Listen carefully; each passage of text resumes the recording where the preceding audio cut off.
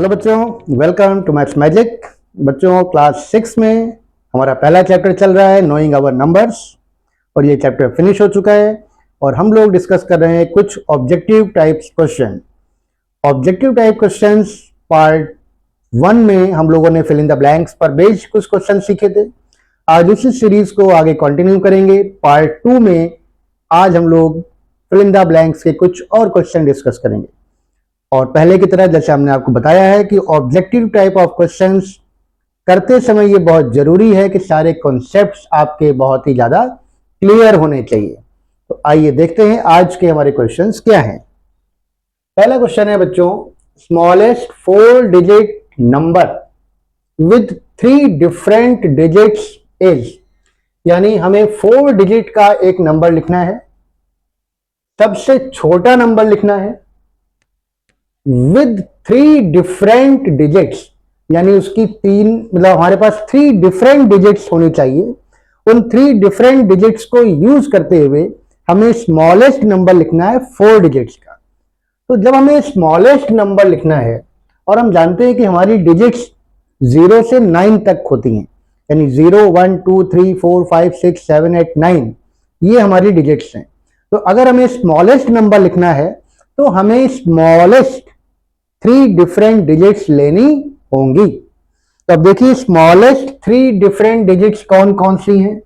0 है, 1 है और 2 है। तो ये स्मॉलेस्ट 3 डिफरेंट डिजिट्स हमारे पास हैं और इन्हीं का यूज करके हमें स्मॉलेस्ट नंबर लिखना है, लेकिन वो 4 डिजिट का होना चाहिए। तो जब हम स्मॉलेस्ट नंबर लिखते हैं तो जो डिजिट्स हमारे पास होती हैं उनमें सबसे छोटी डिजिट को हम सबसे पहले लिखते हैं लेफ्ट साइड से, और फिर उससे बड़ी डिजिट को उसके बाद, फिर उससे बड़ी डिजिट को उसके बाद, यानी जो सबसे हाईएस्ट प्लेस नंबर की होती है वहां पे सबसे छोटी डिजिट होनी चाहिए, है ना। अब यहां पे सबसे छोटी डिजिट तो 0 है, लेकिन किसी भी नंबर की शुरुआत हम लोग 0 से नहीं करते हैं, क्योंकि 0 से कोई नंबर शुरू नहीं होता है कभी। जैसे अगर आप 005 लिखोगे तो वो 5 ही माना जाएगा, 0 का कोई रोल इसमें नहीं है। इसका मतलब 0 हमें सबसे पहले नहीं लिखना है। सबसे छोटी डिजिट 0 है, लेकिन वो सबसे पहले नहीं लिखनी है। अब 0 के जस्ट बाद कौन सी डिजिट है? 1 आती है, तो 1 को हम लिखेंगे, सबसे पहले लिखेंगे 1। तो सबसे पहले आप लिखिए यहां पे 1। उसके बाद फिर हमें 0 लिखना है, उसके बाद फिर हमें 0 लिखना है और उसके बाद फिर हमें उससे बड़ी डिजिट लिखनी है। अब लेकिन यहां पे हमारे पास डिजिट 3 है और हमको लिखना है 4 डिजिट्स का नंबर, यानी कोई एक डिजिट रिपीट होगी। तो याद रखिए जब हमें स्मॉलेस्ट नंबर लिखना है 3 डिजिट मतलब 4 डिजिट्स का और डिजिट्स केवल 3 हैं, तो जो डिजिट रिपीट होगी वो सबसे छोटी डिजिट हम रिपीट करेंगे। तो सबसे छोटी डिजिट है 0। तो 1 के बाद जब हम 0 लिखेंगे तो 0 को रिपीट कर देंगे, 2 बार लिख देंगे, यानी 1 0 0 और उसके बाद फिर ये 2 लिख देंगे, यानी 1 0 0 2। ये हमारी 4 डिजिट का नंबर है। इन्हीं तीनों डिजिट्स का यूज किया गया है, 3 डिफरेंट डिजिट्स का यूज किया गया है और इन्हीं 3 डिफरेंट डिजिट से सबसे छोटा नंबर लिखा गया है 4 डिजिट का। तो 4 डिजिट्स का ये सबसे छोटा नंबर है जो इन डिजिट्स को यूज करके लिखा गया है। ठीक है, समझ में आ गया होगा। अगला क्वेश्चन देखते हैं, ग्रेटेस्ट 4 डिजिट नंबर, यानी अब की बार हमें ग्रेटेस्ट 4 डिजिट्स का नंबर लिखना है विद 3 डिफरेंट डिजिट्स। क्वेश्चन वही है कि 3 डिफरेंट डिजिट्स हमें यूज करनी है और उससे 4 डिजिट का सबसे बड़ा नंबर यूज करना है। तो जो हमने स्मॉलेस्ट नंबर जब लिखा तो हमने स्मॉलेस्ट डिजिट्स हमने चूज करी कि सबसे छोटी डिजिट्स कौन कौन सी हैं, और जब हम ग्रेटेस्ट नंबर लिखेंगे तो हम 3 सबसे बड़ी डिजिट्स चूज करेंगे।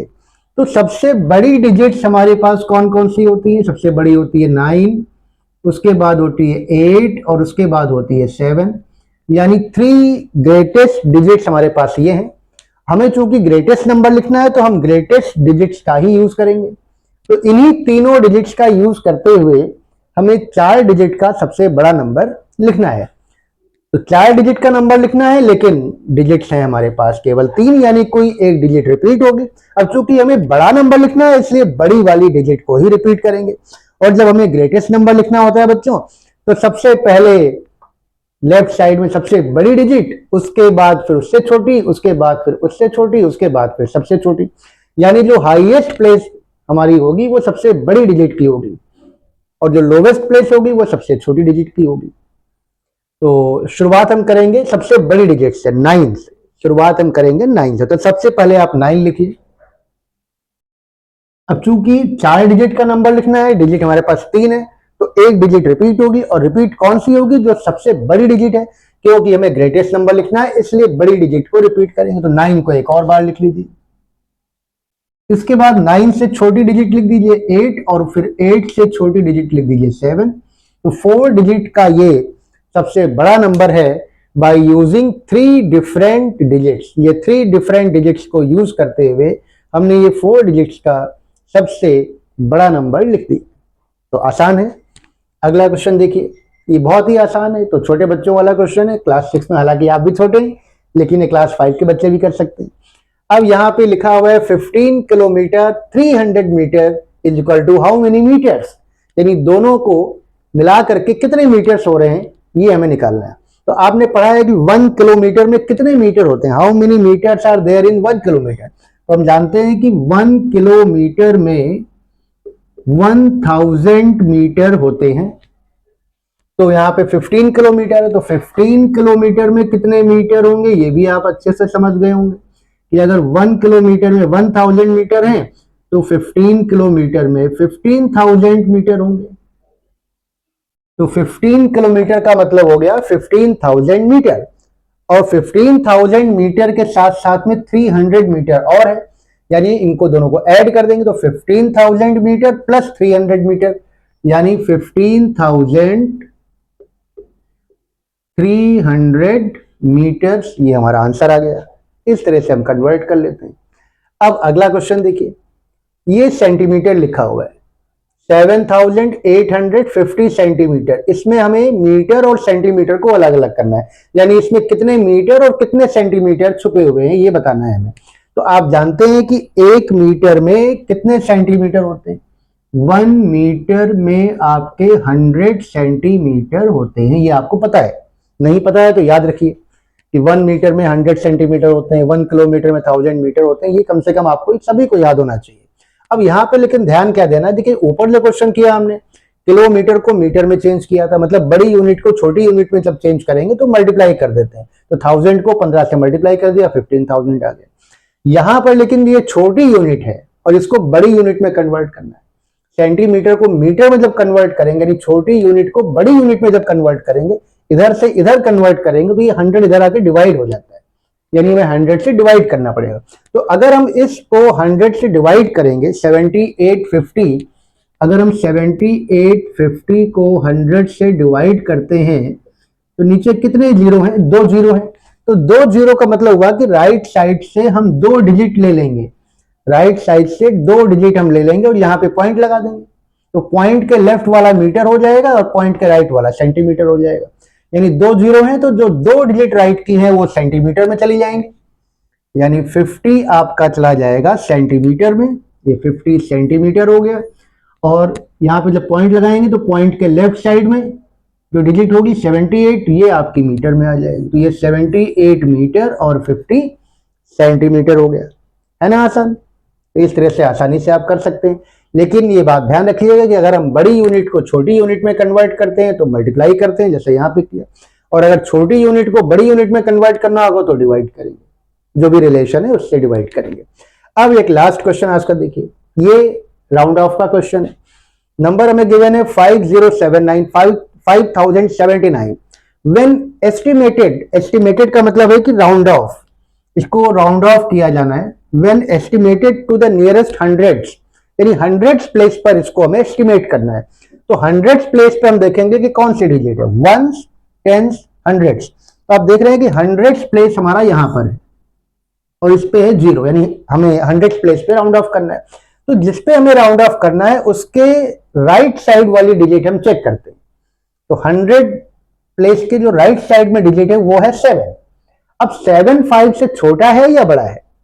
बड़ा है। तो आपने राउंड ऑफ में सीखा है कि जब ये नंबर 5 या 5 से बड़ा होगा तो जिस प्लेस पे हमें राउंड ऑफ करना है वहां पे 1 ऐड कर देते हैं और उसके आगे सारे 0 लगा देते हैं। तो चूंकि 7 5 से बड़ा है इसलिए 100 प्लेस पे जो डिजिट है उसमें 1 ऐड हो जाएगा, यानी 0 + 1 यहाँ पे हो जाएगा 1 और ये 5 तो वैसे ही रहेगा। तो 5 1 5 0 से हो जाएगा 5 1, यहाँ पे 1 ऐड कर दिया और आगे हम जितने बच रहे हैं 7 और 9 यहाँ पे 0 लगा देते हैं, यानी 5100 कहा जाएगा।